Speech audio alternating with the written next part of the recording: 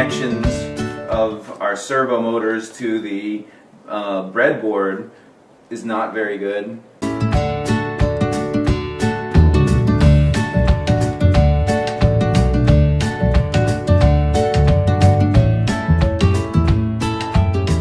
this is a spark fun shield, and these are called headers, and the headers go into the shield like that, and we'll solder them along here. So, okay, to do soldering, what I do is I put my components in. Soldering iron, this is a 40-watt soldering iron. Right now the shield is turned upside down and I've slid all the headers in. So what I'm going to do first is just solder one, just put a little bit of a solder on each one so they stay in place. How I do it is I heat from one side and then I add the solder to the other side.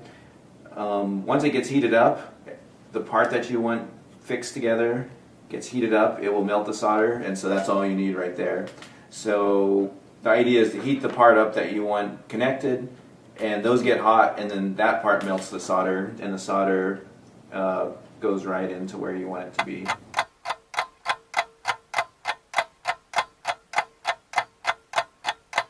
You know, there's 4 of them. I did 4 points. And the reason why you want to do that is so that you make sure everything is lined up, because if you look at it here, you might see some that are bent a little bit. So what I'm going to do now is just make sure everything is nice and straight before I go and I start fixing them all together. And they look pretty good.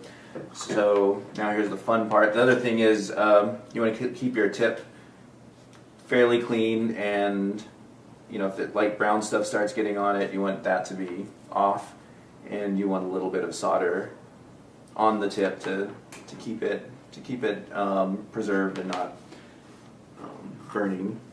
Better position for me to position myself too.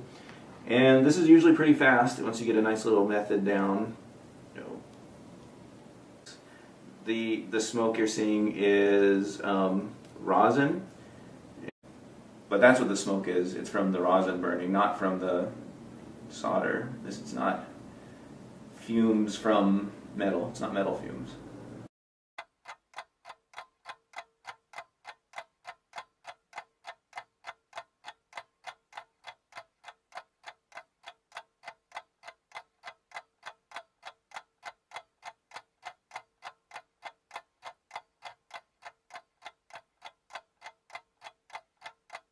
And so that's about how long that takes to have that piece. So let's see if it fits on. Looks okay.